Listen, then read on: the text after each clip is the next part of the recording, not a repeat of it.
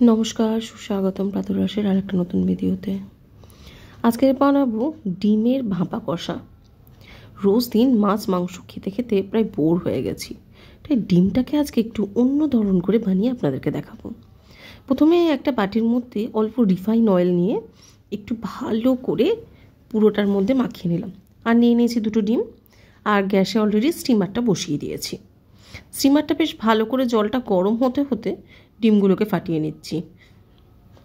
দেখুন দুটো ডিমকে আস্তে আস্তে সুন্দর করে ফাটিয়ে নিয়েছি। এবার একটু নুন দিয়ে ডিমটাকে ভালো করে ফেটিয়ে নিচ্ছি। এতে শুধু একটু নুন অ্যাড করেছি। ওই রিফাইন অয়েল দেওয়া বাটিটা অলরেডি স্টিমারের মধ্যে ভরে দিয়েছি। বেশ ভালো করে গরম হয়ে যাবে এমন সময় ফেটিয়ে রাখা ডিমটা ওই স্টিমারের মধ্যে দিয়ে দেব। এই যে দিয়ে দিলাম ডিমটা।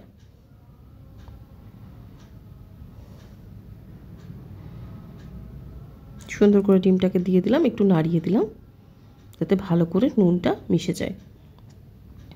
এবার স্টিমারটা যেহেতু অলরেডি গরম ছিলই, এবার ঢাকাটা দিয়ে খানিকক্ষণ ওয়েট করব ডিমটা প্রিপেয়ার হওয়ার জন্য। দেখুন 10 থেকে 15 মিনিট পরে স্টিমারটা একবার খুললাম, দেখুন কেমন করে ফুলে উঠেছে। আপনারা দেখেই হয়তো বুঝতে পারছেন। এই যে ছুরি ঢুকিয়ে দেখলাম ডিমটা বেশ সুন্দরভাবে রেডি হয়ে গেছে। এবার বাটি থেকে ডিমটাকে বের করে নিয়ে টুকরো টুকরো করে কেটে নেব। এই যে বাটি থেকে কেটে নিয়েছি, দিয়ে টুকরো টুকরো করে কেটে নিয়েছি।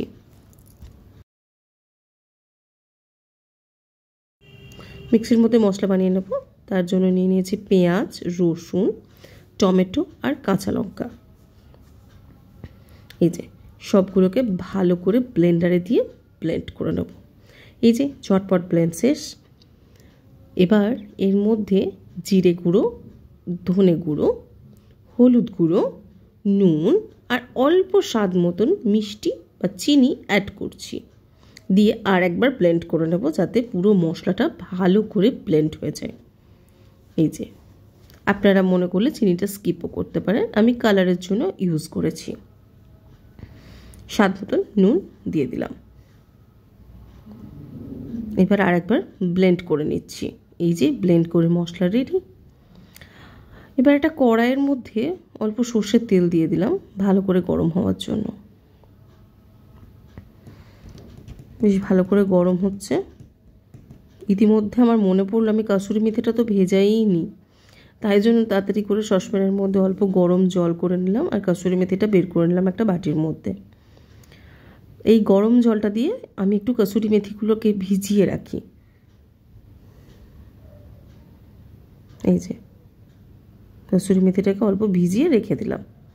এবার তেলটা তো বেশ ভালো করে গরম হয়ে গেছিলো। এবার এর মধ্যে একটু ভালো করে নাড়াচাড়া করিয়ে নিয়ে মশলাটাকে দিয়ে দিচ্ছি, যে মশলাটা আপনারা এক্ষুনি বানালাম। এই যে পুরো মশলাটাকে দিয়ে দেব।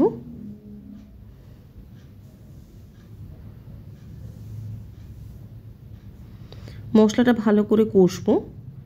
কষতে কষতে আর একটা গ্যাসের মধ্যে একটা ছোট কড়াই বসালাম, যেটাতে অল্প তেল দিয়ে ডিমের টুকরোগুলো যেগুলো আমি ভাপিয়ে রেখেছিলাম সেগুলোকে অল্প তেলের মধ্যে নাড়াচাড়া করে নেব। এই যে তেলটা বেশ ভালো করে গরম হয়ে উঠছে, আর ওইদিকে মশলা কিন্তু আমি কষাচ্ছি। দুটো গ্যাসে দুটো কাজ করছি। এই যে এই ডিমটাকে ভালো করে নাড়াচাড়া করে নেব, আর ওইদিকে মশলাটাকে আমি সমানে কষিয়ে যাচ্ছি নাড়াচাড়া নাড়াচাড়া করে।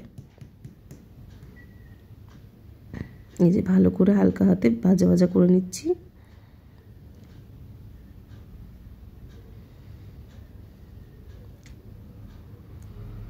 ভালো করে ভেজে নিচ্ছি। এটা বেশ সুন্দর করে ভাজা হয়ে উঠেছে। এর মধ্যে ওখানে একটু আদা বাটা অ্যাড করে দিলাম। ভালো করে নাড়িয়ে দেখুন মশলাটাকে ভালো করে কষিয়ে নিচ্ছি। আর এটাও বেশ সুন্দর করে ভাজা প্রায় হয়েই এসেছে বলতে গেলে। এদিকে মশলাটাও প্রায় রেডি হয়ে গেছে।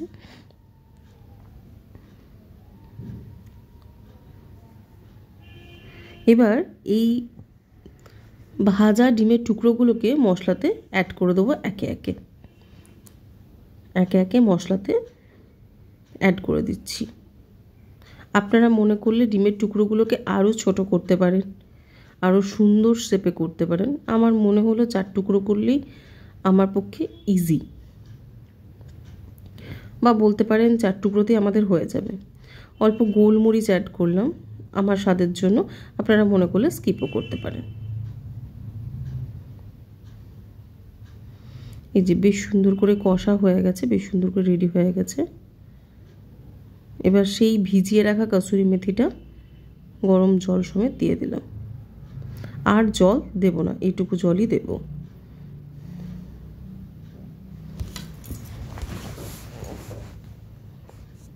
এবার এটাকে ঢাকা দিয়ে দিলাম 10 মিনিটের জন্য। 10 মিনিট পরে খুলে দেখলাম মোটামুটি বেশ সুন্দরভাবে রেডি হয়েছে, তবে আর একটু শুকনো শুকনো হলে বেশি টেস্টি হবে বলে মনে হয়। তাই জন্য আবার 2-3 মিনিট পরে খুলে দেখলাম মোটামুটিভাবে রেডি হয়ে গেছে।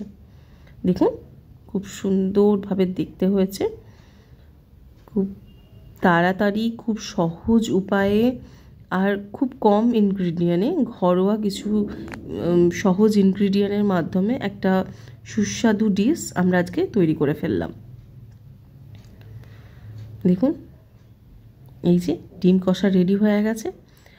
রুটি, পরোটা, ভাত, ফ্রাইড রাইস যে কোনো কিছুর সঙ্গে এর জুড়ি মেলা ভার। আপনারা অবশ্যই ট্রাই করবেন আর জানাবেন যে প্রাতরাশের এই রেসিপিটা কেমন লাগলো। দেখুন ভেতরটা কি সুন্দরভাবে রেডি হয়ে গেছে। অবশ্যই ট্রাই করবেন। ধন্যবাদ প্রাতরাশের সঙ্গে থাকার জন্য।